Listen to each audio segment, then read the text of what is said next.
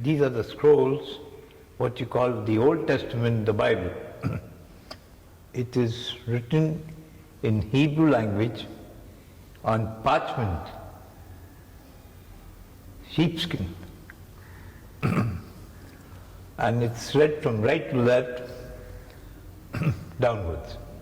This reading will be over in 52 weeks of the year. What you see on the window are two Jewish lamps. Each is called a Hanukkah. They recall the festival Hanukkah. 160 years before Christ, the Syrians and the Greeks entered Jerusalem, occupied the city, and desecrated the second temple. Now, the Jews, under a freedom fighter, Judah Maccabee, recaptured the temple and repurified it. In the corner, they found their sacred oil, and they used in the lamps, which accidentally or by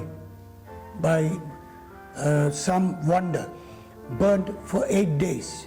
So each lamp has 8 normal lamps with a center lamp protruding prominent up. The center lamp is called a shamash in Hebrew, or a supervisor. The lamp on the right is 400 years old and is of David Castiel, of the famous Spanish Castilian family who built several synagogues in Kerala from 1500 to 1700. Now, the old lamp, unfortunately, has no shamash. It's gone. Where it's gone, how it's gone, nobody knows. The process of lighting this is you place a candle in the center one, and on the first day of the festival, a candle from the left side.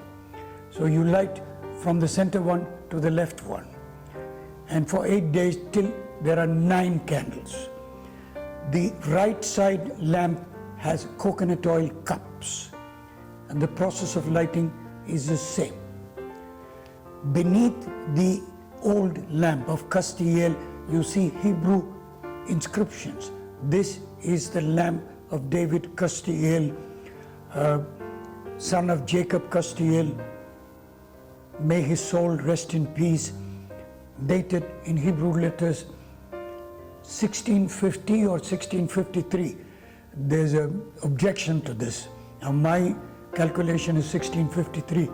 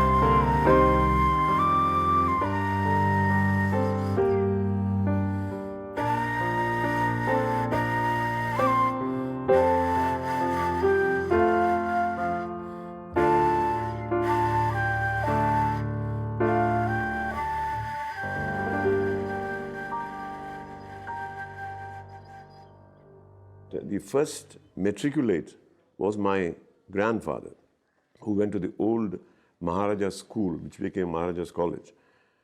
And most of the education, whatever they had, was at home. Probably they went to the local school here for a few years. And they learned Malayalam, but most of the education was done here. And most of them were small businessmen. They were employed even by the other Jews who were wealthy. But most of the wealth was was land here in Cochin. There was no industry. There was trade. There were Jews in trade. But then every congregation had a few families who were wealthy. The rest of them were, I wouldn't say economically, they were very well off. So it was a chance for them to better themselves economically. if they could have foreseen what Cochin would be like, in 1960 or 1970, just 10, 15, 20 years after they left, they might still left. Some of them would have left, but many of them would have had second thoughts. I think, I'm not sure. Actually, we are altogether about 18 people in our congregation. The two congregations in Ernakulam have about 25, 26 people. And around Parur in Alua and places, there are about another 2 dozen people. So we have about 75 people altogether.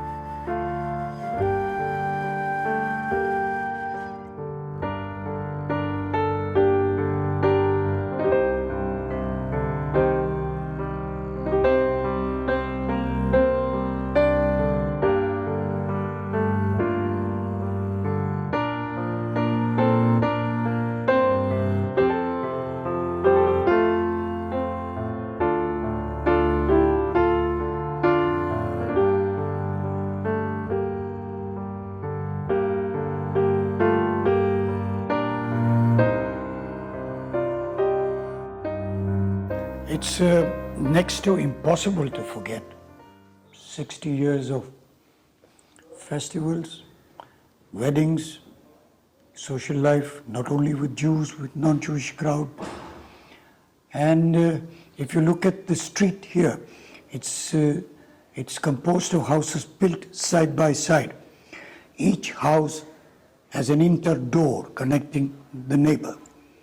And if you look at Cohen staying in this house, he knocks at the door, wakes up Kelly in the next house, early in the morning at 5, and tells him, Kelly, my wife is sleeping. Is your coffee ready? Now that's life. That's something which you can't forget. I wouldn't say people have not abandoned immigration or migration from here. They have abandoned all this and gone to places like Israel, Australia, England, and so on. But life for an elderly man like me will be tough abroad.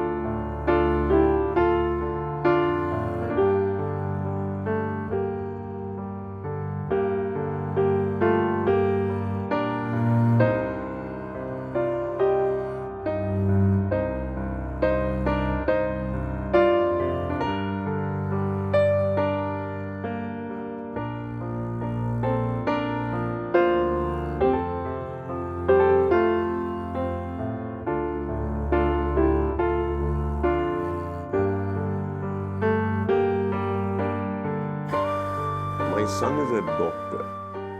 So after studying medicine, it actually happened that he could not appear for the entrance examination here because he fractured his leg and house urgency was extended.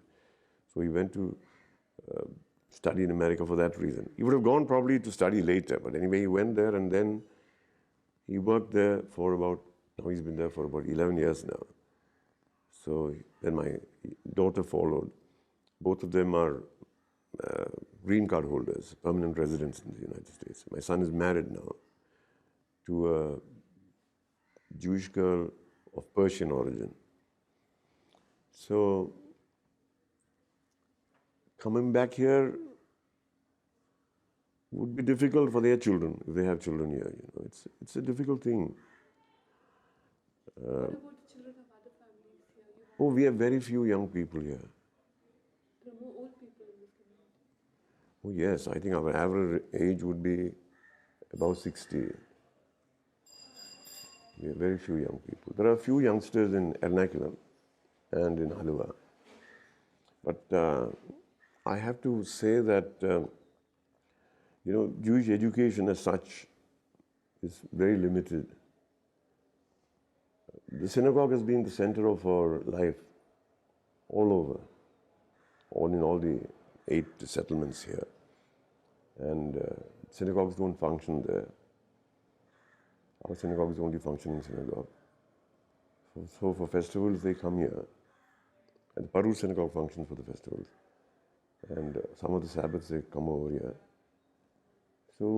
But still, the sort of Jewish education or Jewish learning that I had, and mind you, I didn't have very much. Most of it was I've been self-taught to a great extent.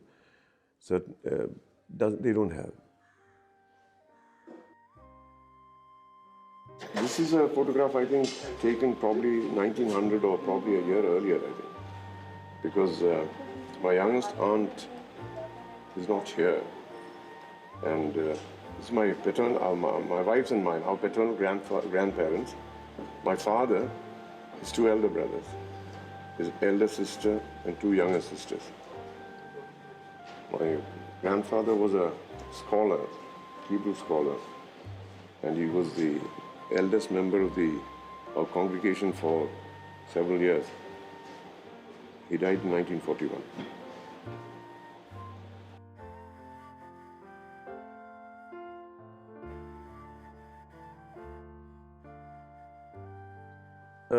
My grandfather's generation and one generation after that, my father's generation, they could speak Hebrew.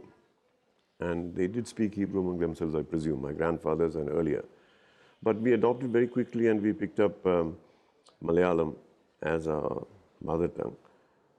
The Spanish Jews had a language of their own, which they called Ladino. It was medieval Spanish, written in the Hebrew script. And probably we used Ladino, at least those families who came from Spain, who originated from Spain. But we still use a few words of that even now. But do your kids know this language? Not Ladino, nobody speaks Ladino now. We still use a word. For example, a common word that we use is escapar, which means escaped or finished. We use it in the sense, we add a Malayalam suffix to it, escaparici, that is, it's over and done with, that sort of thing. So we use a lot of Hebrew words in our common talk. We don't say, so I'm in pain or I'm in difficulty, we'll say sar. Sar is Hebrew for difficulty. So we use Hebrew words and a few Ladino words in our everyday talk. But our mother tongue is Malayalam.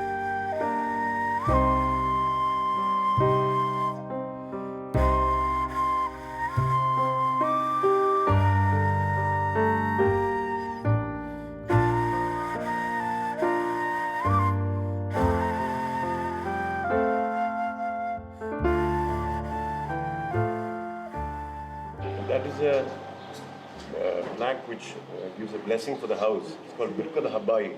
Beze Ashar lo yabot saar, bezod admira lo tabot sara, bezod adilid lo tabo behala, bezod amahalaka lo tabo mahalokit, beze amachum ti beracha v'shalom. It only means that in this gate there shall never be any discomfort. In this gate there shall never be any troubles. Within this door, there shall be never enter anxiety. In this portion, there shall be no quarrels. And in this place, there will always be blessing and peace. Very nice thought. You got this from... Israel, somebody gave to me. We wear colored caps as a rule. We used to make our own caps. And this is from leftovers, and this is one of the caps which we made here. But any color cap would be okay? Any color cap. White caps we wear in the synagogue on the Day of Atonement. In fact, the whole community, whole congregation wears only white clothes. But otherwise, during a period of mourning, it is our custom to wear only white caps. And no black caps at all? No, we never wear black caps at any time. Can you just show us what you're wearing now? This is a cap, actually this is a cap which I think was given to us by Elal, the Israeli airline. I found it in the synagogue, somebody brought it here, so I'm wearing it. Actually, I wear usually maroon or dark blue velvet cap. That is your specific color preference. Yes, no, my specific color. So caps can be of any color. Any color, as far as we are concerned, yes, certainly. And we used to have gorgeous caps made of, different velvet with designs, satin, blue, green, red. But now we don't make them, we get them ready-made.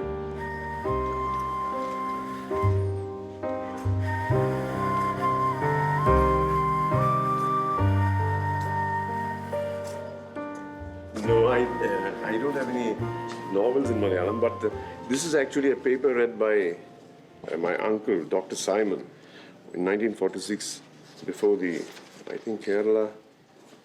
I don't know. You have a book there. I don't know how to sing. I don't know these songs. Usually the women sing these songs. But this man happened to be quite an authority on this. This actually is a prayer for the royal family of Cochin, I believe. ഉറപ്പായി വാഴുന്ന തമ്പുരാൻ താനെന്ന് ഉദുമയിൽ തന്ന സ്തുതിപ്പാൻ തുണക്കണം. 14 ലോകം പടച്ചതേ തയ്യാത്തെട്ട് പതമാനം വാതും പെരിയവൻ രാജാക്കൾക്ക് നീഴ്ച കൊടുക്കുന്ന സാധകൻ കർത്താക്കൾക്ക് സമുദ്രയം ചെയ്യും ഉടയാണ്.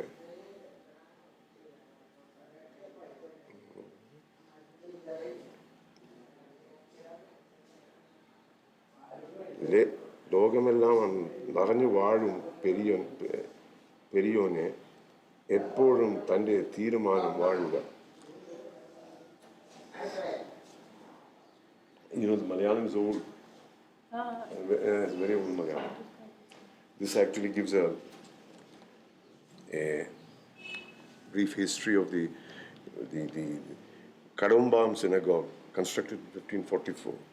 Paradesi synagogue, because the first Jews who came here from the 14th century onwards, and throughout the 15th century, many Jews, probably after the expulsion from Spain, many of them came here.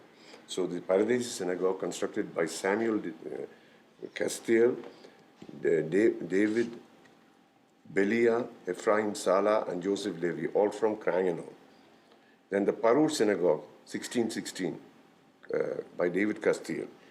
The Tekambam synagogue in 1647, and the Tirtur synagogue in 1750 by Ezekiel Rabi. Sir, can you point to those names once more? This gives the dates of the synagogues constructed here.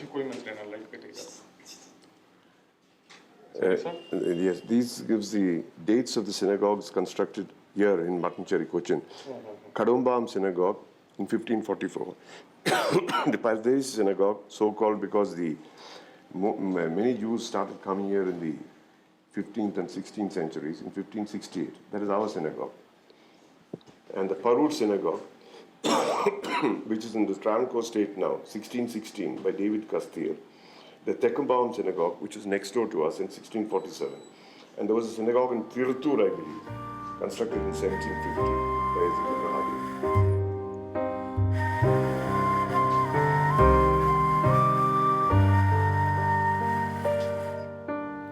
At one time, we used to make our own unleavened bread. Now we get it from This is what you said you eat during Passover. For one whole week, we cannot have the fermented bread. fermented bread. This is called matzah. What is it made of? Wheat flour and water. Only thing is, Yeast is not that. no yeast. You cannot allow it to rise. It is mixed and immediately roasted on a grill. Hebrew literature, I have very little lessons, but I do read a lot of the Torah, for example, and parts of the Talmud and the laws of Judaism and many other books. I have several books here which are in Hebrew or history. This is actually a set of 5 volumes which is meant for daily reading of the scriptures and parts of the Talmud.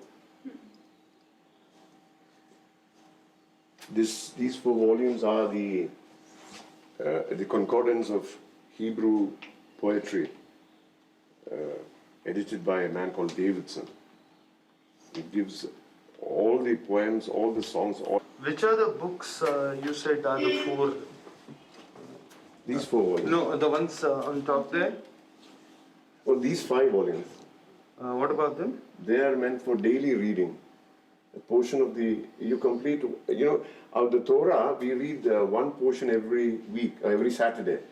So we are supposed to read it one portion every day and complete that week's portion in that week with readings from the Talmud and from the prophets. This is meant for daily reading. Can you look at us and speak, sir? Well, actually, these 5 volumes are meant for daily readings. A portion of the Torah, a portion of the prophets, a portion of other writings, and the Talmud and things like that. Do you read any modern literature which is coming out now? Hebrew, I get very little. Do you have any there? No, I don't have. But Or do you have translations or something which is... yes, many translations I get and I read. But this volume is, I think, by the first. As far as I know, he was a man who wrote very chaste classical Hebrew. His name is Abraham Mapo. He wrote 3 fairly novelettes, fairly long, about life. Actually, it's novels written about life in ancient Israel. That I have and that I've read several times. So what about these 4 books? These 4 books are a concordance of all the songs, poems written in Hebrew and printed, edited by a man called Davidson. In fact, some of our own compositions on Cochin have been printed in books printed for the Jews in Amsterdam. Mainly, they did not marry outside. Some of them left for prospects abroad. The others died out. There are very few of this community in Israel, 50, 60 of them. The maximum number that was here of the so-called Paradeshi Jews was 350 or 300, no more. From 1511 to 1990. Would you like to tell us about the treatment that has been given to you by the Indians in India? I wouldn't hesitate to say this. Nowhere in diaspora, the dispersion of the Jew, the last 2,000 years, has he been so well treated. His faith, his earnings, his social life, nowhere has he been treated so well as in India, and in particular, Kerala, according to historians, the first place of diaspora is an author called Exile. And Jews first settled in Kranganoren, according to most historians, in 68 AD. Now, much of them who settled there could have left the land without leaving even proper properties or descendants. They say that the black Jews, is wrong to designate Jewish people as black or white, are the descendants of mixtures from Kranganor.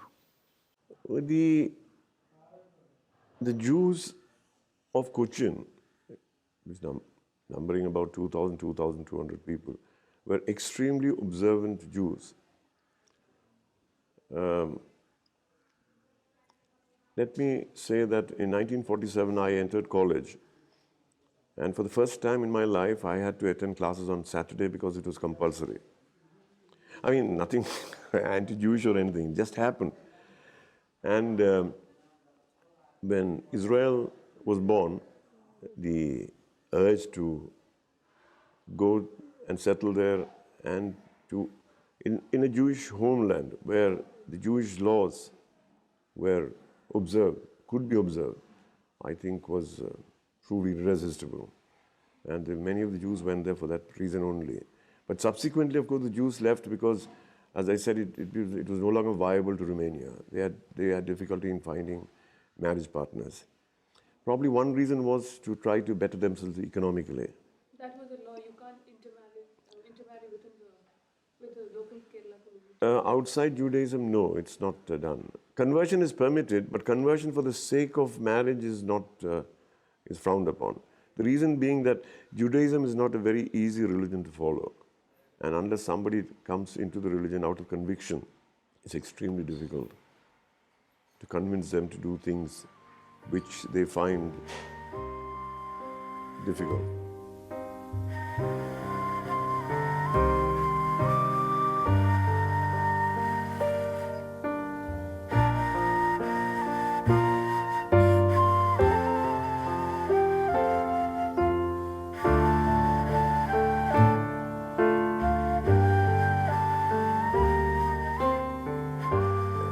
On Friday evening, when the Sabbath begins, the housewife lights in Eastern Europe, among the Ashkenazi Jews, they light 2 candles. We have 7 lamps, oil lamps, basically. Now, this is once that those lamps are lit, the Sabbath begins.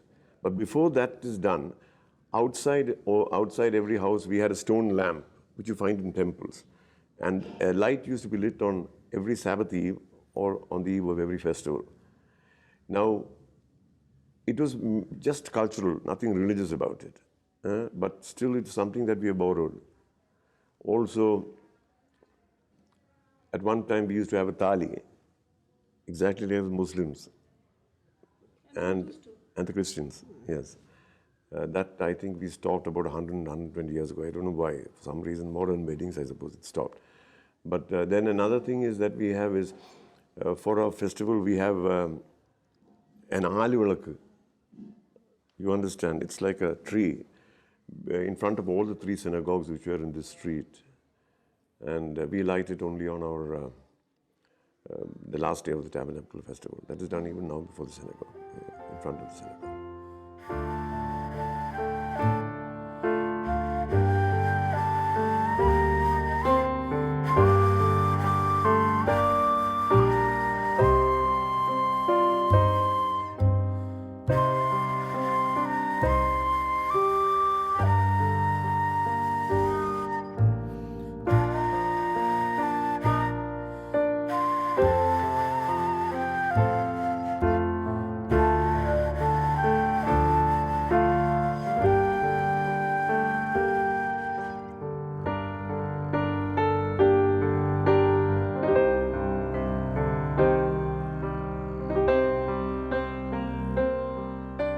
When I was a young boy in the old Cochin state, there was a Hebrew teacher in the schools. For example, in the Tiri High School here, there was a Hebrew teacher. And we could take Hebrew as a second language, which I did even for the intermediate, that is pre-degree.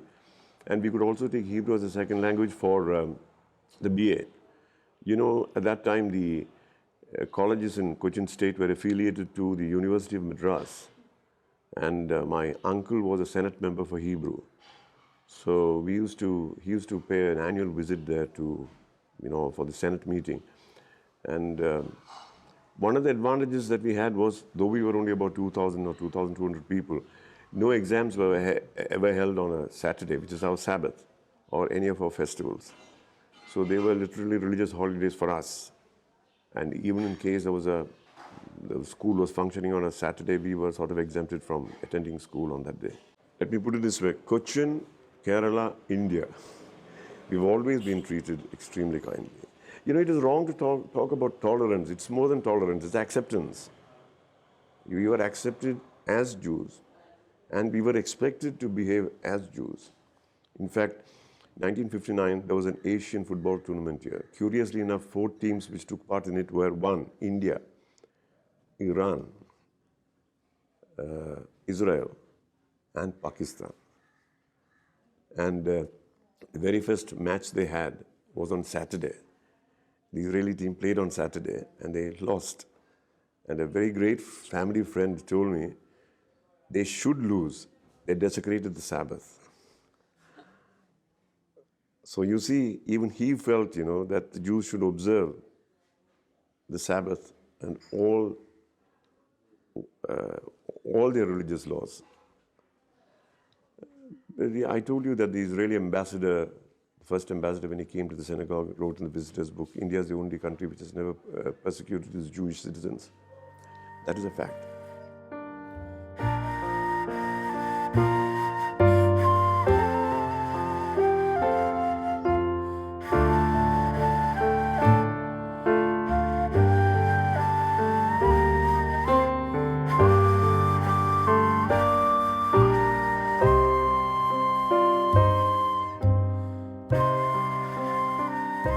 One thing I can say that the synagogues in Kerala, and we had 8 of them, were all constructed exactly according to one architectural plan. If you go into the synagogue, you will find there is a pulpit in the middle. Now that is common throughout the world, Sephardic world. But we also have a separate pulpit, which is a balcony on top. And the reading of the Torah, the 5 books of Moses, is done from there. Men and women sit separate, and there is a ladies' gallery behind the balcony on top. This is not the usual Jewish norm? Always Jewish norm, for Orthodox communities. No. This is peculiar only to Kerala. I believe there are 1 or 2 synagogues, one in Egypt and one in Turkey, they say, but I've never heard of it.